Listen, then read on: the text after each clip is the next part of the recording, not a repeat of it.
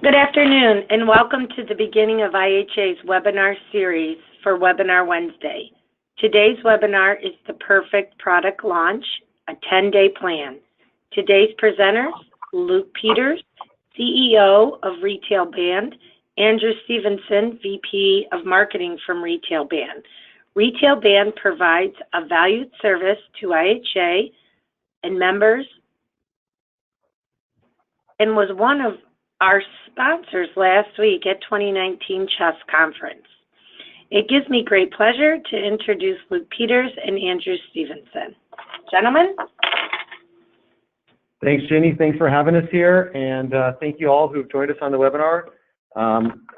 Excited to kind of share what's been successful for us, and we're going to run through this presentation, and hopefully as we're speaking, jot down any questions you might have, and at the end we'll have some time for the questions and get deeper into specific thoughts or questions you might have.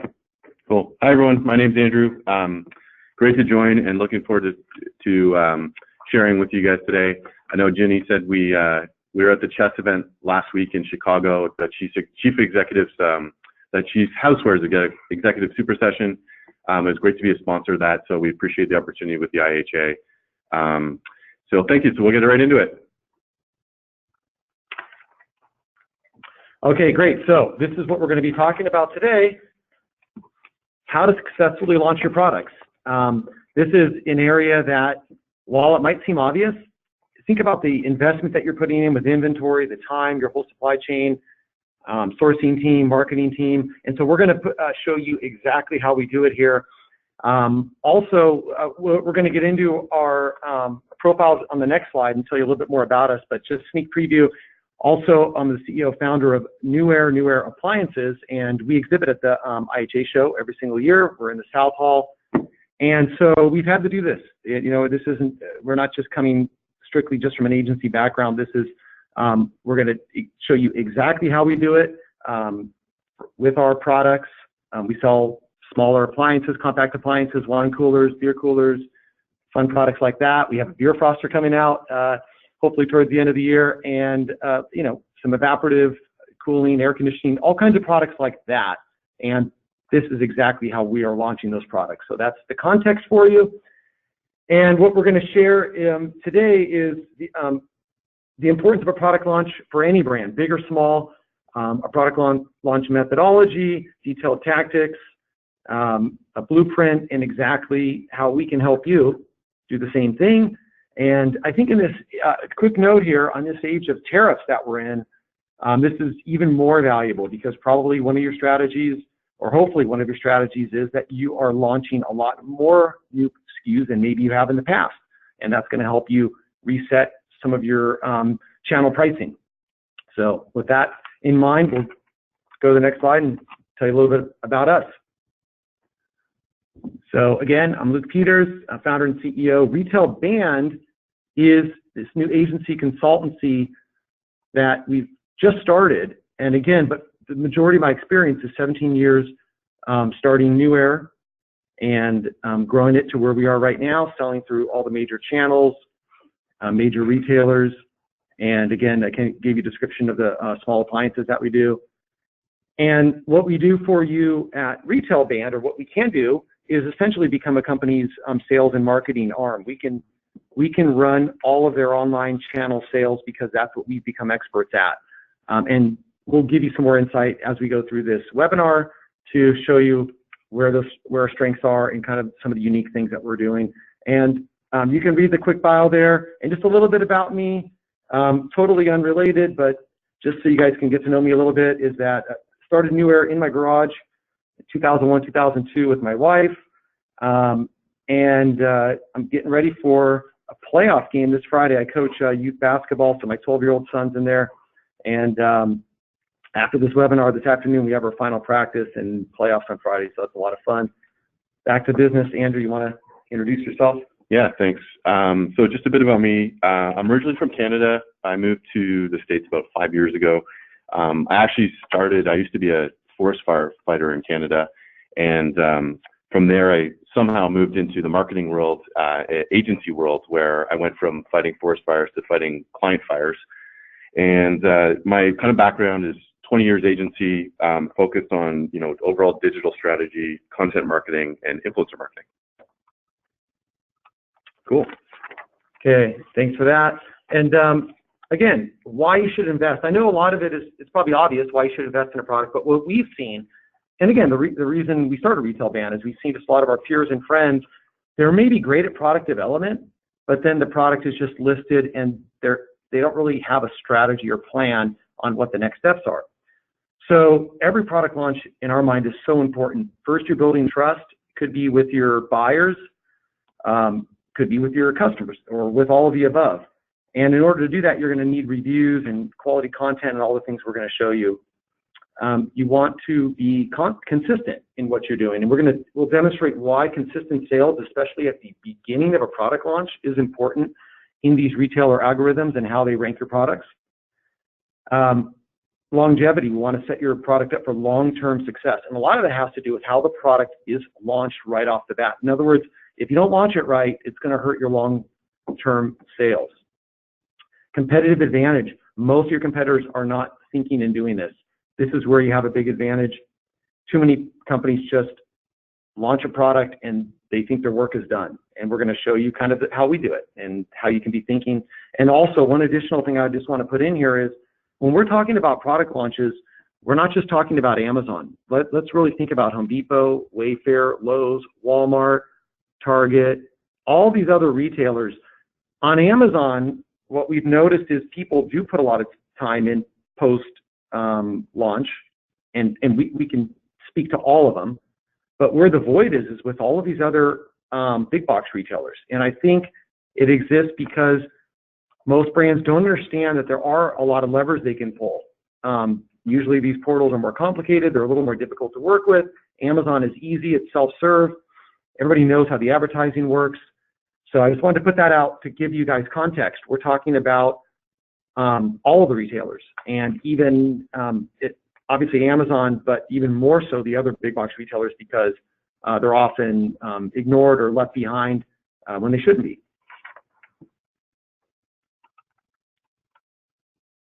Okay, so we'll quickly go through our methodology, what we've done at New IHA.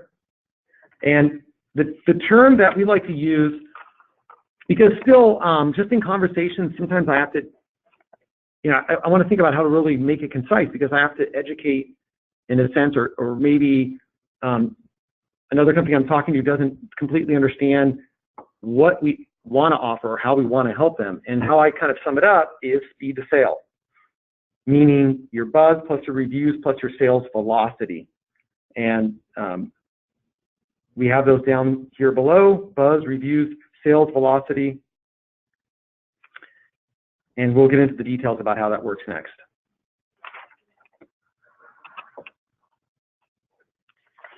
Okay, so we've broken this up.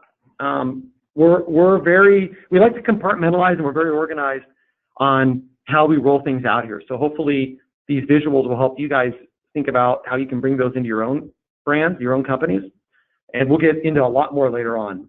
In fact, kind of a sneak preview in slide 23 really shows how we get down into the details, but you'll see more details later on. But on a high level, we have these three different phases. And how we think about a product launch is you have your pre-launch, your launch, and your post-launch. Again, we'll get into all of them. And thinking about the pre-launch, which we'll talk about first, is when you're bringing product in, look, you don't have to wait until that container arrives. There's a lot of work that you could be doing in your factories, at the factory level, as far as content and collateral. And there's even a lot of work you could do if you do your marketing locally or domestically here, in the sense that you could airship product in, even larger product. It's worth doing, and we'll show you why. And so we'll go to the next phase. Okay, cool. Excellent. So I'll dive into phase one, just in terms of the types of activities and tactics that we focus on. So again, this is pre-launch. So these are all the activities we're going to do 2 to 4 weeks prior to actually launching the product online. And there's kind of 3 key things we focus on. And one is creating the best-in-class marketing assets for your product. The second is starting to get reviews early, and that's a really key part of this is making sure that you can work to get those reviews up and live around earlier or around the same time that you launch your product. And then the third is if you don't have an email list, it's how do you start to build an email list so that you can start to announce this product launch to consumers. So I'll dive into the tactics on these. So phase one, and probably one of the obviously the most critical steps for any product, no matter what product you market or sell, is really focused on creating the best-in-class product assets you can. And I think, you know, we've looked at a lot of different brands and competitors online, and you can see that, you know, it's just not good enough anymore to have just a simple product hero shot and expect that that's going to be good enough for shoppers. Consumers these days expect so much more out of your brand as they're starting to go online and research and find more information about your products. So the first thing we really do is we focus on is figuring out what is the unique selling proposition for your product. So you really just have to answer one question. What makes your product different or better than anyone else's? And in anyone else's, I mean your competitors. And so where we typically start with that is we actually go online and we'll look at competitors on different online retailer platforms. So depending on the product, we might go to homedepot.com. We might do some searches and look for competitor products, see how they rank, and then we dive into each of those products to see what types of marketing assets do they have, what are they saying about their product, what's their unique selling proposition, and also we do a deep dive on their reviews. So we'll look at what are the 5-star reviews, what are people saying, what are the things that people like about that product, and then we'll look at the 1-star reviews and what are the frustration or pain points of that product that those consumers have. And we'll use that to help draw out any insights that we could apply to our product so that we can focus on the key selling points for what we want to sell. So for that, we also look at a lot of the sites now have, especially Amazon, they have and Home Depot, but they have Q&A. So it's, you know, consumers or shoppers can ask a question to the brand online around certain parts of that product. And so we look for trends to see if there's a trend in the types of questions that people are asking about that product so that we can address those questions in our content while we're writing our product descriptions. So again, the first thing we ask is what's our unique selling proposition? Then we start to develop out our product descriptions. So that's making sure that we're developing an SEO optimized title and description. So, you know, you gotta ask yourself, what are the keywords you want to rank for? You know, as an example on the right, this is a portable evaporative cooler. But one thing we found this summer as we launched this product for Frigidaire was that the search term swamp cooler, which is another way of describing a portable evaporative cooler, was trending online. So that's what we threw in our product descriptions and our product titles so that we could help with our search visibility on certain online retailer platforms. And then finally was, you know, how do you take all the content and then support it with some really great imagery? So the truth about online these days is that people want to see visuals more than they probably want to read heavy product details. So it's really important that your imagery really sells the product. And it's more than just a hero shot. It's creating other types of content that you can surround around that product in terms of what are some of the other features and benefits that that product will provide me as a shopper. Show that product to me in a room and show me how it's going to help like solve a problem I have or make my life easier or better. And so every product launch, we launch a minimum of 5 different images that we create, everything from a basic hero shot to more elaborate features and benefits and checklist type of imagery for each product. And then finally is we either work with an influencer or we'll create our own 30 to 60 second product overview video for each of those products, because again, there's a certain demographic of shoppers that would rather look at a video to see how a product works versus reading or looking at pictures. And as Luke mentioned before, the probably really important part here is that your content needs to be gold before launch. And definitely, it's especially for Amazon, is that once you have this done and you launch it online, don't change it within the first at least 2 to 4 weeks. So you got to make sure it's exactly how you want it before you launch it, or you're going to impact the way you're ranked, and you're going to demonstrate to the online retailer platforms that you're not quite sure about that product in terms of how it should be listed, and it's going to screw up your search rankings.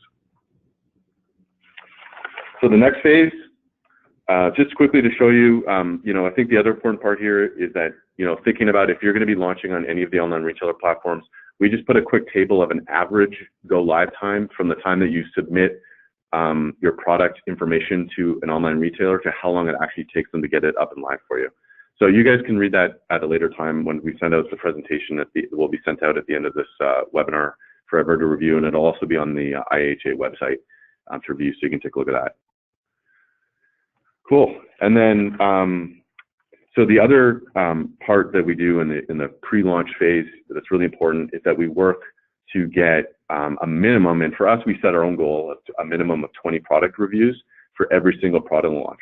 So again, if you think about how long it takes to get product reviews sometimes, the reason we start it early is so that is when we're ready to launch, 2 to 4 weeks ahead of time, we're working with influencers or working with our own list of influencers that we've created to send them products, and they give us a review so that we have all those live and ready, so that when we launch the product, you're launching a product with 10, 15, 20 reviews right off the bat. And that's what's going to help give you that idea of speed to sale and your sales velocity, because that impacts people's purchase decisions, obviously. So reviews are key to this whole thing in terms of making sure you're getting reviews right off the bat. So we use a Bazaar Voice, which is a review syndication platform. So every time we ask for a review, we would point someone to say newair.com. They give us a review on the product, and then that actually automatically syndicates out to all the online major retail platforms that we would be launching our products on. So the work kind of gets done for you, and it's a great and easy way to get syndicated content out to a whole bunch of different platforms really, really quickly. So just to give you an idea, there's from an influencer perspective, that's a really big part of our strategy that we'll touch on later. But we use a couple platforms that are out there. You can either work with a platform like an IntelliFluence that'll get you, quick and easy, quick product reviews. We work with a platform called Grin, and then you can also build out your own list of influencers as well that you can reach out to give you product reviews before you launch your product. And then finally, once you've launched your product, obviously, it's really important that you put something in your box. Every box should have something in there that asks people to give you a review, or work with your customer service department and have them proactively reach out to shoppers to ask them how they like the product and ask them if they'll go online to give you a review on your site. And then last part of the phase 1 strategy is we build out an email list prior to our launch. So, there's kind of two ways to look at this. There's a lot of brands that already have their own email list, which is great. And so you'd want to use that for your product launch. But if you don't have a really solid email list already, I would recommend that you actually do something really simple and effective, which is just run a really simple targeted Facebook contest about a month prior to your launch. So the whole goal is that you want to just get email addresses. So basically you say, hey, every week we'll be giving away a product for free if you just enter here, and all you got to do is put in your name and email address. And the goal is obviously to make it fun and easy for them to enter this contest. Don't make it challenging and ask a million questions. But again, the whole goal is to build an email database before you get to the launch phase, so that you have those ready for part of your launch. So if you have your own list, that's great. If you need to build one, again, we've used Facebook contests before, and it's great because you can target it right down to the target audience for that specific product. So whether it's like moms or home hobbyists or whatever the demographic it is that you want to target, so you have a really good targeted list of people that will be interested in your product when you're ready to announce it at the product launch. So that's the phase 1 stuff. That's basically all the, just to summarize all the activities that we do before launch. And now we'll move into phase 2, which is really focused on the actual launch of the product. Great, thanks, Andrew. Okay, so phase 2, again, as it says in the table over here, is a 10-day phase. I think we'll get back into that and what the importance is of 10 days, but quickly, it's saying, in most retailer algorithms, when a new product is added and you can demonstrate sales and velocity in those first 10 days, it's really going to improve your rankings. And oftentimes you might get a quick ranking bump anyways, just because it's a new product. You want to take advantage of that. On the flip side, you don't do it right, then you could be slightly penalized, and it could hurt your long-term sales as well. So here we're going to go through promotions, influencers, and employee email deployments.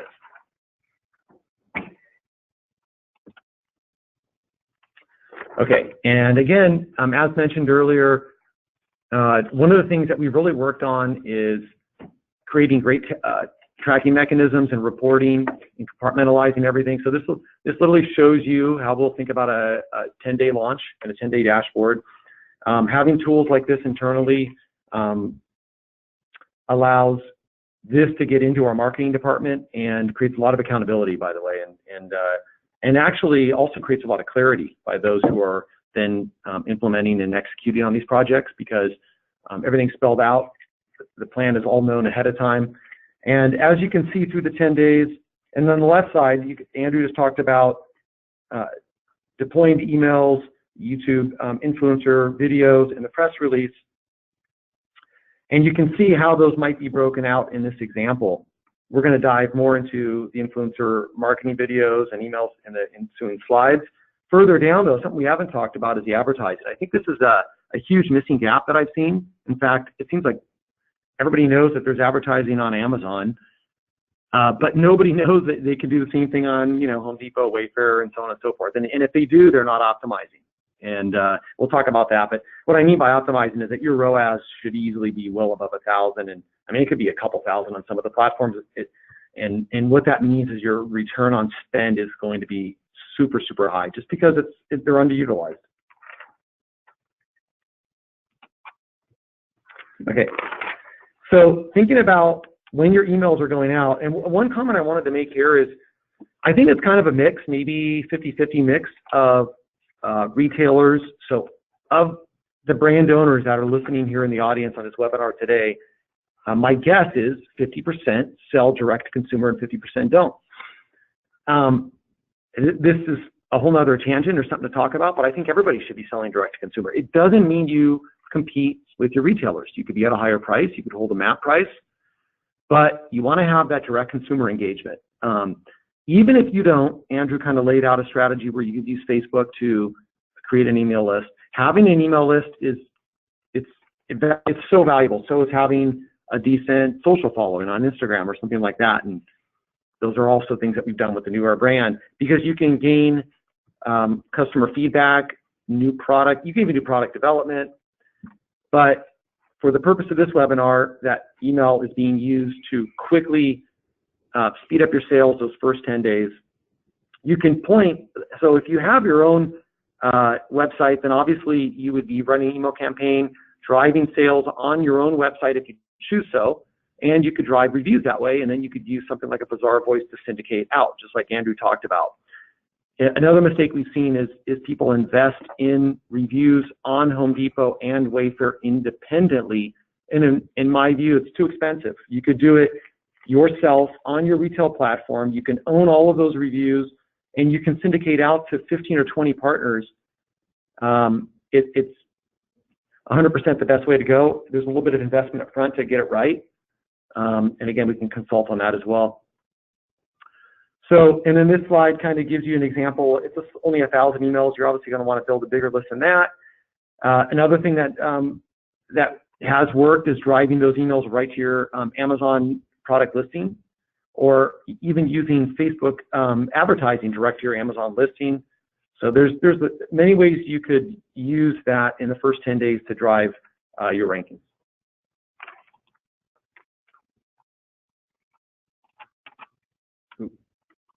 Okay.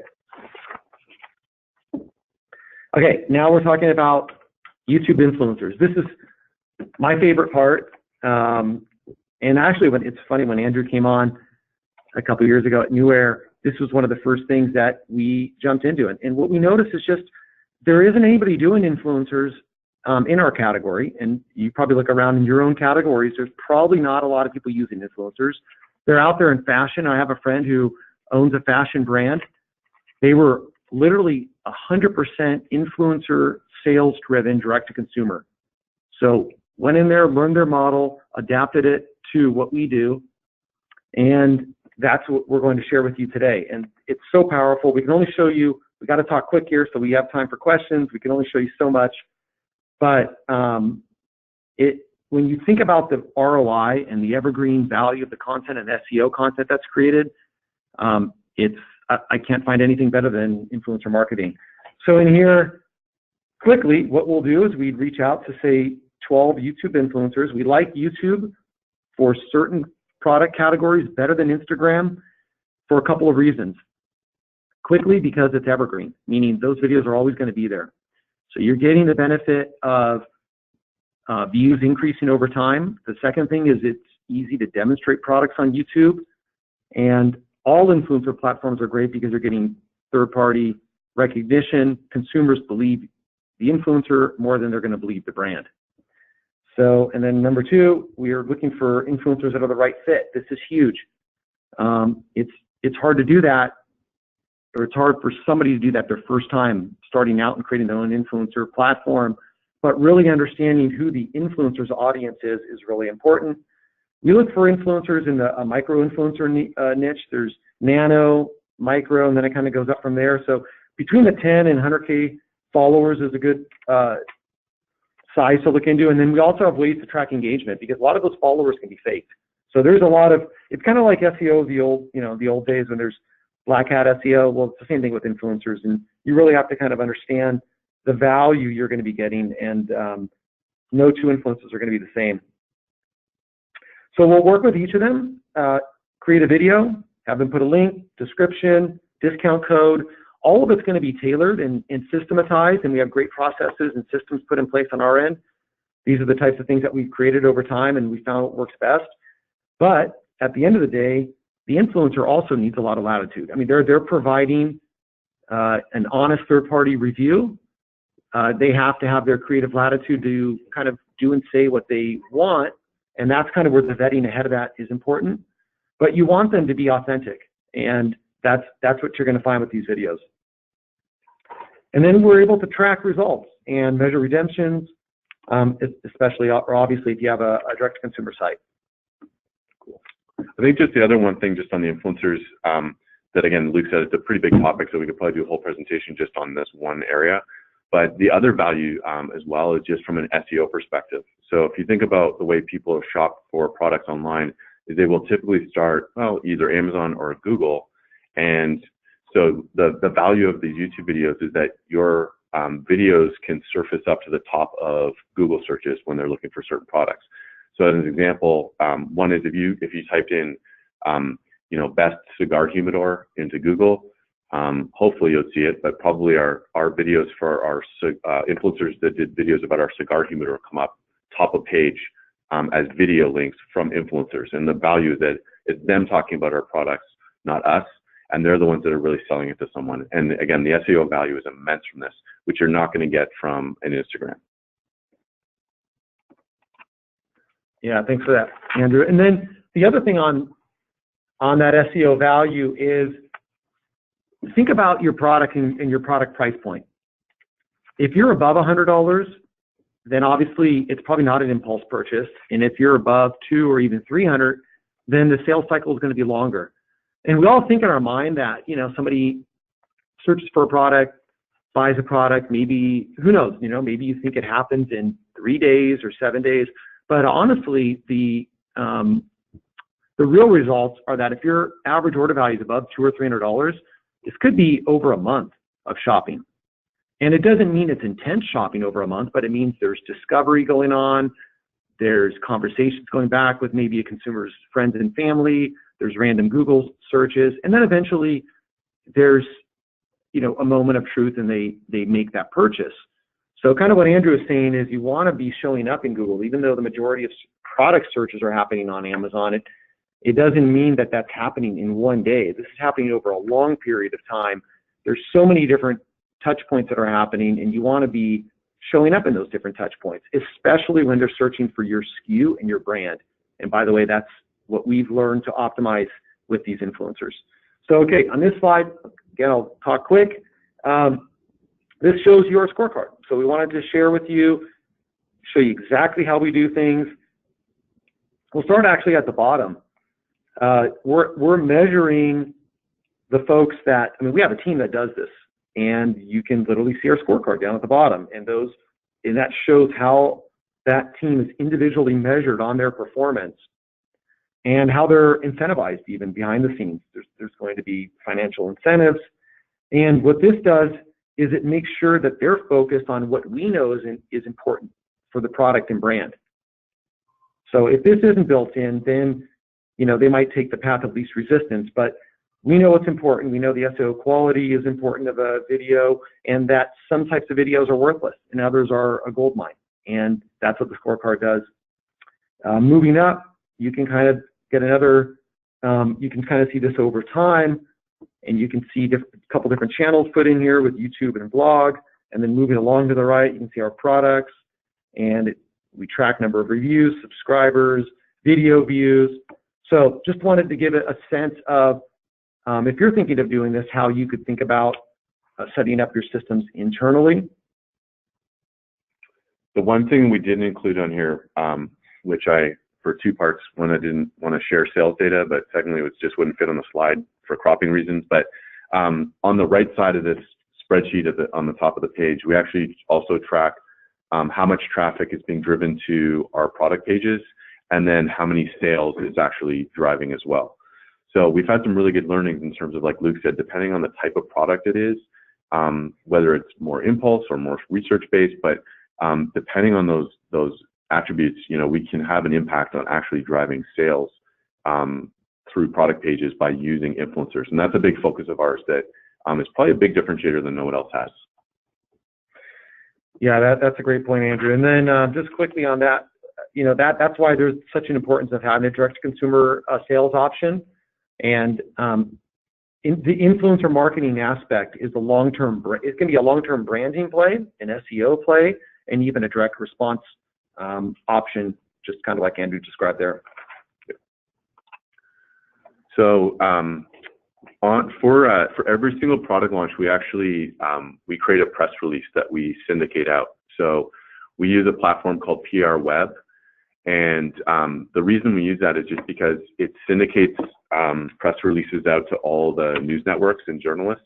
As there's a bunch of other PR platforms that do this as well, but we chose PR Web just because they have a bit more focus on the SEO side of press releases. So for us, the whole goal is like every single product launch, we create a press release. We don't, honestly, we don't expect that, Forbes or, any sort of major publications are necessarily going to be knocking on our door. But the goal of it is because it gets syndicated out to all the major news networks, it's really good for SEO. So you'll start to see the impact that has on your website, overall website and domain authority rankings. But also it's good so that if you're talking to investors, if you're talking to buyers, those are the people are also going to start searching your brand and your company name. And so the goal is that if you start coming up in a bunch of searches for different product launches that you've done, it just demonstrates a lot of trust with them and builds credibility with a bunch of different audiences, more than just consumers. Like I said, it could be an investors, it could be the bank, it could be buyers that you're speaking with. So, again, it's not probably the most direct, impactful strategy that you're going to have, but it does have a really good long-term play to it that's really valuable for you. Again, from a search perspective, it's really valuable. So we typically wait a couple of days after our product launch to issue a press release just to make sure that the product gets launched properly and that there's no hiccups. One other, I put a pro tip kind of jokingly, but we publish our press releases at about 4 o'clock PST, Pacific Coast time in the morning, because we know that what happens is journalists wake up in the morning, they already have a full day and a full inbox, but we try to get our press release to the top of their inbox at the beginning of the day when they're starting to check their emails. So we have a slightly better chance of hoping to get picked up in some type of a story. So that's what we do from a press release perspective. Cool, and this is a huge way to win is this slide right here. So it's really important to fully understand this one. But sponsored ads, obviously, again, just kind of going to Amazon. Most folks understand, whatever Amazon's calling it, AMS, AMG. I think they changed the name, but I keep calling it AMS. But what a lot of folks don't understand is that you can do the same thing at all these other retailers, and the return on ad spend is a lot higher. because there's less competition. And there's a few reasons why you want to do it. It's not just for sales. I'll quickly get into it in this slide. So my thought or my feeling is that besides influencer marketing, this is the next most underutilized opportunity out there. And we have an example here with Criteo. Criteo works or is an ad aggregator, I guess, buys off, a platform like Trade Desk. And you can utilize them to then be able to reach many, many retailers. And you have to have a little bit of experience, though, in CPC advertising. So if you've got some experience in Google advertising, then you'll be able to leverage that and understand kind of how to select keywords. And the Criteo, kind of their back-end system, it's not that hard to understand if you do have experience in CPC. And essentially, what you can do here is there's going to be certain promotional spots, and every retailer is going to be a little bit different. And let's say you launch a product and you're not ranking, because of the things we've talked about. It's a brand new product. You're on page 10 instead of page 1. You can get in a sponsored listing your product up to page 1. Now your organic listing is still on page 10. But using these sponsored ads, you are driving some traffic and then hopefully sales to your product. And as your product gains those sales and sales velocity, like we talked about on an earlier slide, you're then going to be moving your organic ranking that was on page 10 up a couple of notches. And that kind of plays into our whole philosophy and strategy of really maximizing those first 10 days, because you're also doing other things. You've maximized your reviews. You're potentially using Facebook and email lists to drive sales on your chosen platform. And that's exactly how we utilize sponsored ads. Again, you can go both ways with your return on ad spend. You can, if your product's ranking really high, maybe you pull back a little bit and you want that investment to pay off, and you now want to start earning some profit. So once your organic ranking is on the first page or high enough up, now you go back into your advertising platform and optimize it and make sure that your return ad spend is probably 1,000 or higher. So now you're really profitable on all those.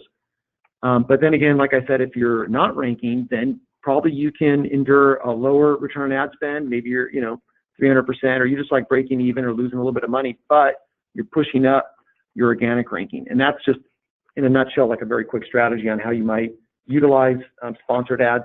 It really takes somebody who's on it all the time. The problem with any advertising is if you're not maniacal about it and just, you got to be kind of a perfectionist, you're going to be throwing money away, because the optimization can always happen. If you have a partner that does it, you really have to be the squeaky wheel and make sure they're doing a good job for you. That's just another pro tip. Cool. Okay, phase 3. So, once you've launched, obviously it's really important. You've got your product up and launched now. It's been up for around 10, a couple weeks. That's not where it ends. Obviously, you want to keep an eye on that product. It's really important to ensure and monitor the success of it long term. So we've built out some tracking around that, which I'll share with you in a second. But I think the first thing that a lot of people forget to do, honestly, is they actually forget to keep an eye on actually what are customers saying about their products.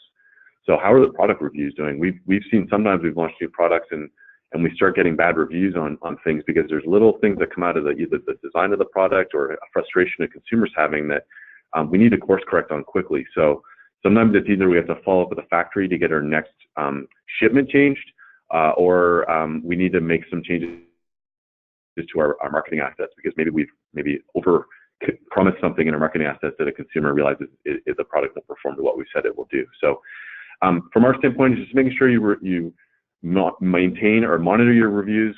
Our goal is to have a 4-star minimum for every single product. That's what we try to keep. And obviously it's really important to respond to every review, whether it's good or bad, that comes in. So there's a great platform out there called reviewmonitoring.com that you can set up your SKUs on, and they'll set it up for you. And basically it'll flag and notify every time a review comes in, and you can and on what platform it's on, and then you can respond to it. And then finally, once the product's launched, we keep an eye on our new product launches for 12 months. So our goal, again, for some of our products, we'll set goals that we want to achieve, $500,000 in sales in the first 12 months. And so on the top is a tracking sheet we use, and it basically allows us to see the health of that product in terms of sales month over month, how many reviews it has, how many influencer videos it has, and how much content we've created for each of those products, so that we can, again, make changes if we need to see how the product's doing down the road. So that's what we do from a tracking perspective. Again, I know you guys are all just seeing this for the first time, and we're going through it fairly quickly. So you know, you can review this once the deck gets sent out afterwards.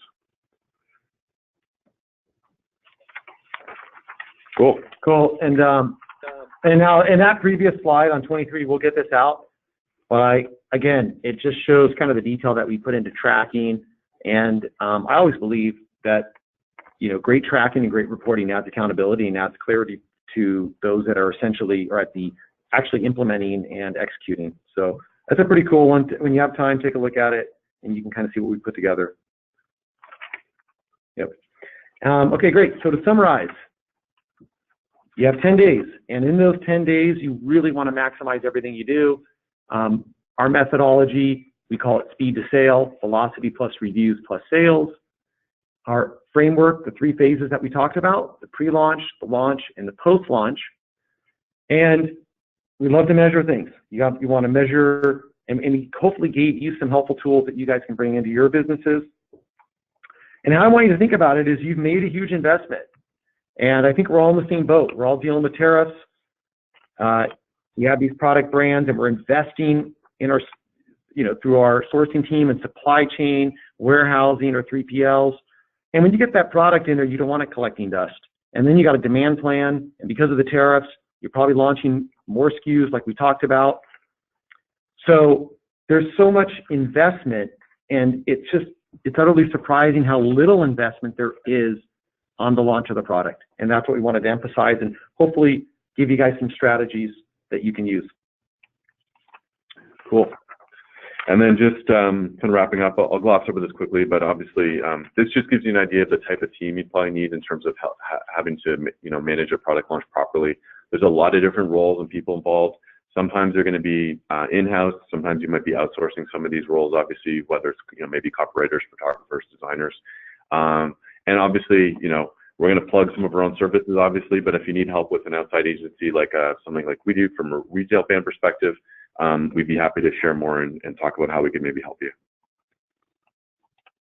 And then I think we'll just skip over this one quickly, but yeah, that's just an overview of our services, which you guys can read later. Yeah, and well, okay, and then and I guess with that slide, what it quickly shows is we're showing you just a portion of what we can do for you, and that's a good segue into the slide that we're on right now. So hopefully you guys enjoyed this webinar. It looks like we have plenty of time here for some questions. Quickly about Retail Band. On the previous slide, we showed a lot of the offerings. We help companies all the way from, you know, product development, supply chain, but really on the marketing and sales side. And a great way to think about what we do is we essentially become your sales and marketing arm for online sales and specifically into these big box retailers. And I did selling into Amazon from the very beginning, but really focused around these other retailers that pretty much are ignored or not focused on. And additionally, what I wanted to put out there is I'm really enjoying this Page One podcast that I'm hosting and started up a couple months ago or about a month ago. Take a look at it, and I'm always looking for interesting guests. So after the show, I might reach out to, you know, after I look through the brands, and if I find some good fits, I might reach out to you guys. And you can check it out if you're interested in learning more, because we've had some great guests on there, and we try to dive really, really deep into how brands are succeeding now through the tariffs and on these different online channels.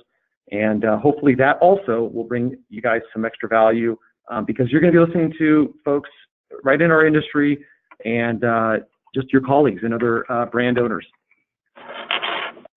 So that's it. We're hopefully we saved enough time for some questions if there's any, but like we said, I know Jenny from the IHA will be sending out the presentation. It'll also be posted and recorded and posted on the IHA website, so you can go back and listen to it as well.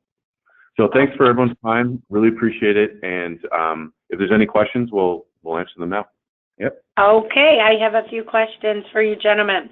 Who was the review monitoring company that you had mentioned earlier? So it's called reviewmonitoring.com. Okay. So they have a really robust platform that gives you really good insights on each of your products. It gives you kind of like almost like a health score for each product that you have launched, and it'll flag for you when reviews come in, and it'll tell you which platform it came in on. So it might be Walmart or Amazon or wherever it is, so that you can go and review it and respond to it right away. Okay, great. How do you contact the YouTube influencers? Yeah, so we have, that's a great question. So we started at the very beginning by literally just going on to YouTube, and it's a great way to learn, but it's very time consuming. So now we've created systems and email campaigns and a CRM to organize all of our requests, and now we use some proprietary platforms where we're able to rank and sort the influencers and understand the value that each influencer is going to provide. And just quickly, what I mean, Jenny, is that just because somebody has 20,000 followers, it doesn't mean they're as valuable as somebody else with 20,000. So there's different scores based on kind of the reach that influencer and the activity that their followers have on their with that influencer. Okay, great. Regarding influencers, how do you decide what the right compensation is? How do you get the analytics? Yeah, so, there's a couple factors in play there. I think, it depends on, part of it depends on the product you're actually looking to have them do a video about. So, as an example for New Air, we're kind of fortunate in some levels where we have products that have more perceived value. So, if you're giving someone an $800 wine fridge, it's a little easier to negotiate to say, hey, we'll give you the fridge for free, but we expect, the following video or videos. And, we usually try not to pay them if we don't have to, because quite often, because the value of the product is so expensive that for them, it's like, oh my God, I'm getting an $800 wine fridge, like for sure. Versus others where, we have some other products where they're a little lower price point, where we will have to pay them, and we set up a budget for the team that they have to follow, where they can only pay a certain amount in total per month out to influencers, because obviously as a brand you have to manage your marketing expenses very closely. So we'll say, depending on the amount of followers engagement they have, we'll pay upwards of maybe $150 to $300 to an influencer, just depending on the size of their following, their engagement, and the real value or impact that they're going to have on the brand. Okay, great. We have a few more. How much should a brand budget for each product launch? Yeah, that's a great question. I mean, it's going to depend obviously on what the product is, but and it also, Jenny, we have to define what a launch is, because if you're adding in all of the assets, it could be well over $25,000. If we're talking about just the influencer part, you can probably do that for, under $10,000. So and then the advertising component additionally could easily add in, $5,000 to $20,000, just depends how much you want to push it, or even more. So you have all these different components. You got your advertising, your content and assets, and your influencers. But the great news is, like, you can really focus that and do it all for $10,000 probably, and get all three of those in there and be really focused and efficient on it. Or you could really push the needle and go as far as you want, because you can spend quite a bit of money on advertising. So it just depends what's included in that, but hopefully that gives a basic guideline. Okay, we have a few more. What's the minimum number of product reviews you think a product should have in order to really drive sales? Yeah, great question. We set a goal and a target for our products of 20 product reviews per product launch. But again, I've read a lot of stats and research about getting the impact that product reviews, the number of product reviews you have, the impact it has on your conversion rate. And honestly, they say a little bit lower, like 5 to 10 product reviews, probably. Anything after that doesn't have a drastic impact on conversion rate. So, again, probably anywhere in the 5 to 20 range, depending on your product. So low priced products or low perceived value products don't need as many reviews, obviously, as a high price or high value perceived product, just because obviously there's a little more investment on the consumer or shopper side for that product. So they want to make sure they're getting the right one that's for them. So yeah, I'd say anywhere in the 5 reviews to 20 review range would be effective. Okay. If you could only choose one form of advertising for a product launch, which one would it be?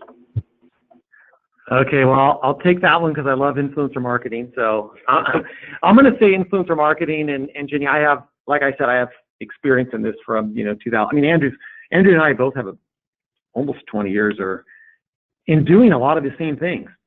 The thing, advertising is great, but often you're not getting a tail on it. Meaning when you turn off the advertising faucet, so your sales turn off too.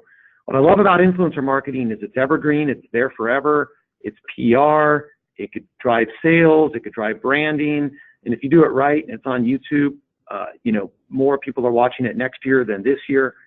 So there's a lot of benefits, and I like the fact that it's a third-party validation, and you're getting social proof.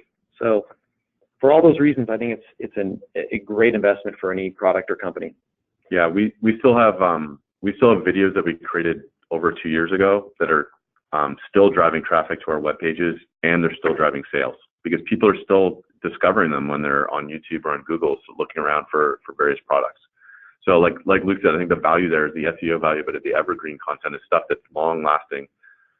It's not a Instagram story that turns off after 24 hours, and it's not an ad or a banner ad that no one wants to click on down the road. It turns off, it's gone. So there's some really good inherent long-term value there. Well, great. I believe that is all the questions that we have.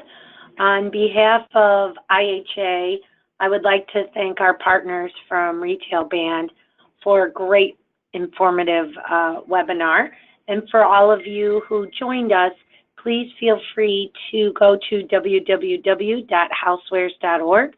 This will be uploaded to our website, or reach out to Luke and Andrew for any information that you may need. And once again, thank you all for joining Webinar Wednesday, and thank you, Luke and Andrew.